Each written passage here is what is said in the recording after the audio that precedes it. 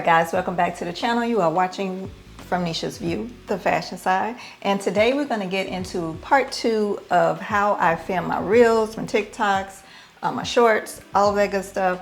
This is going to be about the editing, how I edit basically all of those videos and my YouTube videos as well. So that's what we're going over today, is the editing part of that. If you watched that video last time of part 1, I filmed each look as their own separate look so that I have more content.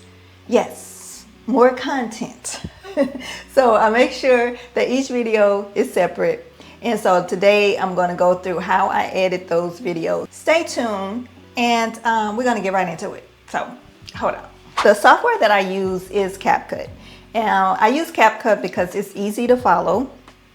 And for the most part, it is free. There are some effects and transitions that they have where you have to pay to use, but what I'm going to show today is all free. It is free. Okay, so yeah, I use CapCut because I can use it on my mobile device. That's what I use for TikTok, you know, for all of the things. For all of the things, I use CapCut.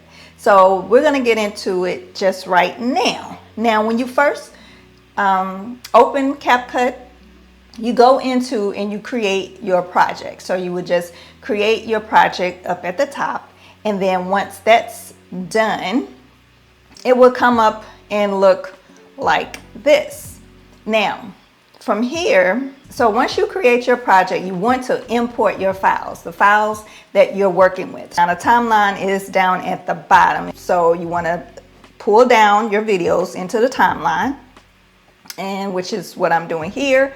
Now, okay, so once I pull those, I want to change the aspect ratio. So the aspect ratio for Instagram, for TikToks, for shorts is 9:16. So you want to make sure that you change that so it will fit in your Instagram reels, in your TikToks, and in your shorts. So that's what I'm doing here. So you can do that by just clicking that button there. There is a button there that looks like a square, and that is called the rotate button. So it rotates the image for you so that it goes to that 9:16 aspect ratio.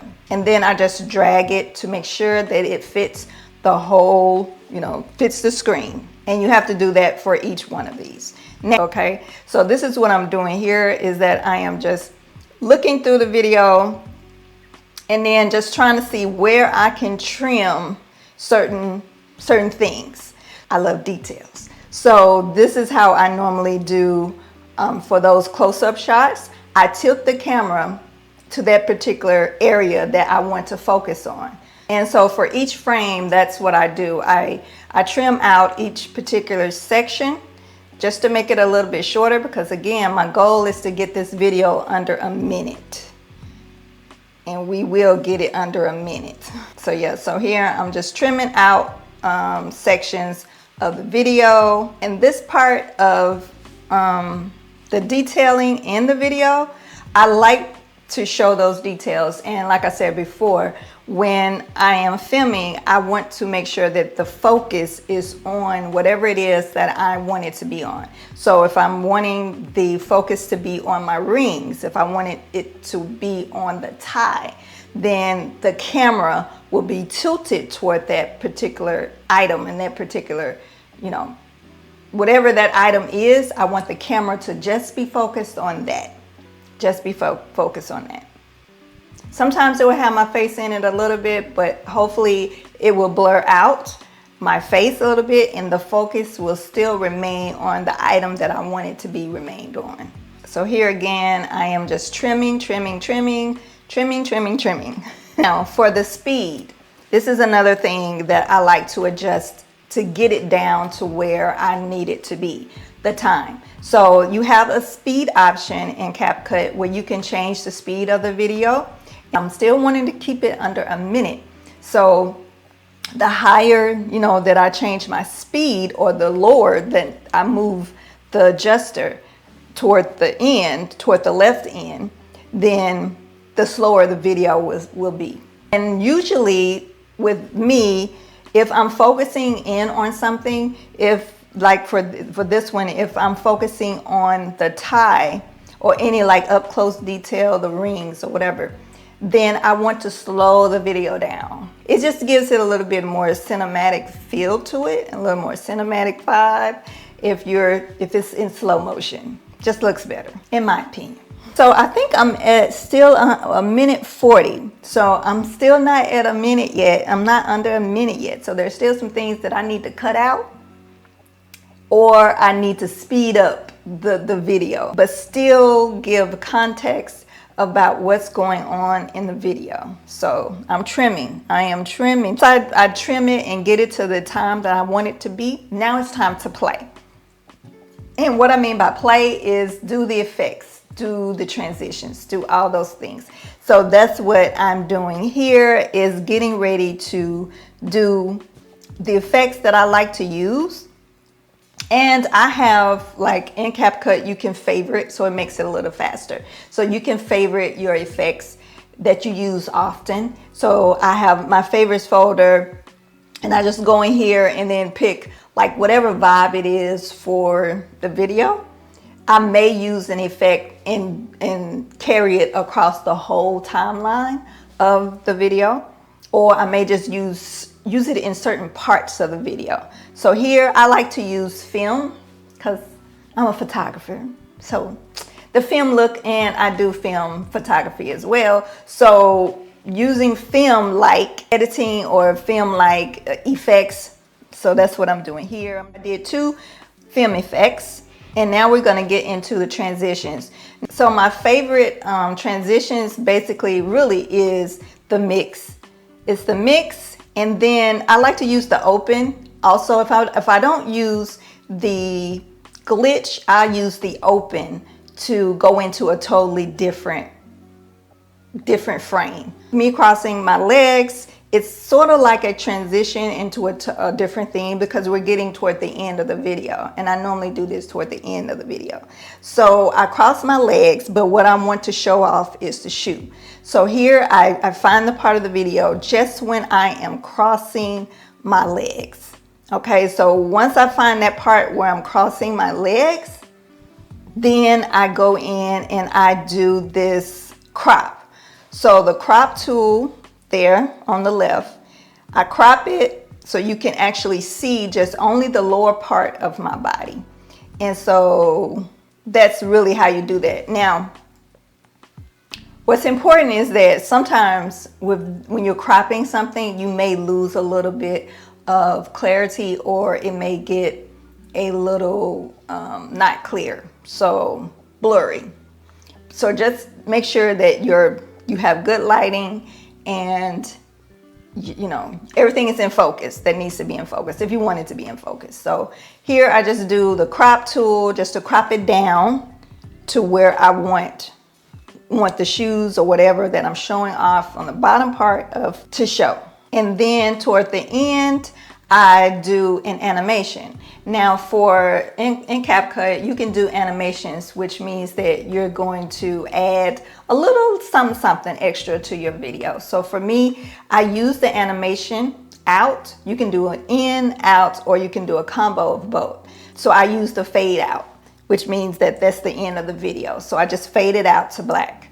So, and then I also add keyframes. Now keyframes are good, especially if you're doing if you want more of like a cinematic vibe and you want to slow-mo something, if you want to slow things down, if you want the video to come in toward the viewer, then I add a keyframe. Now keyframe is over, if you see over to the right, there are these keyframes here on the right hand side. And you want to make sure that you're in video, first of all. So, and then your transform, and then your scale. So you're scaling it means that you're going to be scaling your video, meaning you're going to be making it larger as you're zooming in.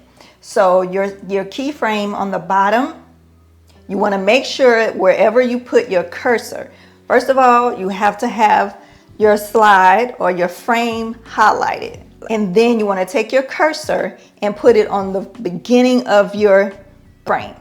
And then you just click your keyframe, the bottom of the keyframe. And then you move your cursor to the end of that video and then you add another keyframe. And then from that point, you want to scale out. You want to drag the slider just so slowly, okay? Just real slow, because you want it cinematic. You want a little cinematic feel, okay? So you slow-mo, slowly adjust the scaling. And that's how you add a keyframe. And I usually add the keyframes on the end part of the video. Sometimes I may add it in the beginning, but most of the time it's on the end. All right, so now you're done with your first video. First video is done. You've saved it where you want it to be saved. It's ready to go for, you know, future posts. Okay? What we're really gonna do is drop in your other videos into this same video. Okay, so let's look. So here you can actually move it to wherever you want it to move. Like here, I'm just adjusting it to where I want it to look. You're just gonna replace the old with the new video. Just replace it in there. And then everything else stays the same. If you want to change your transitions, you can change your transitions. If you want to change your effects, you can change your effects, but you don't have to. You saving time. You saving time, baby, by just replacing your new video with your old video. And that's it. And that's how you do that. That's how you do that. And then you just adjust where you want the video to be played. So once you do that, you just go in and hit replace and drag and replace it. Drag and replace, drag and replace. And you're done. Just depending on where it is, you know, how you want that video to look. Do you want it to be different than the previous video? Then you can just change your effects or your transitions. That's it.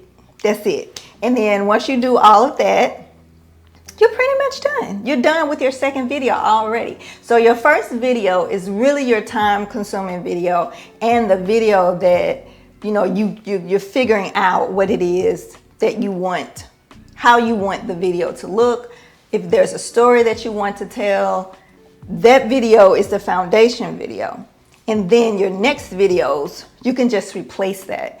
And then even if it's not, you know, your Worn 3 Ways or whatever, any type of content that you have. So if you liked the transitions that you used on a previous video, if you like the effects you used on a previous video, then all you have to do is just go into that video that you saved, because it's going to be in your home page. You just open that video, import your new videos, and replace the videos in that timeline. And you're good. Especially if you like that particular style of edits, if you like that effects and those transitions, definitely just plop them in and replace them. Plop them in, replace them, save.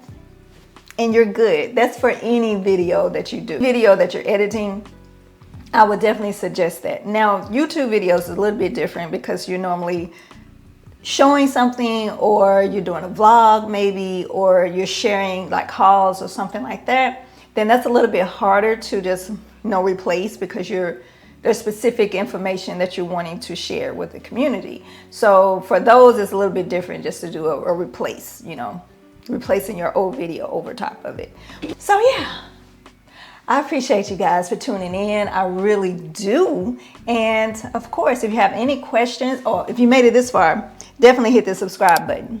Okay, if you like this kind of content, tell me in the comments. Please let me know. Give me your feedback in the comments.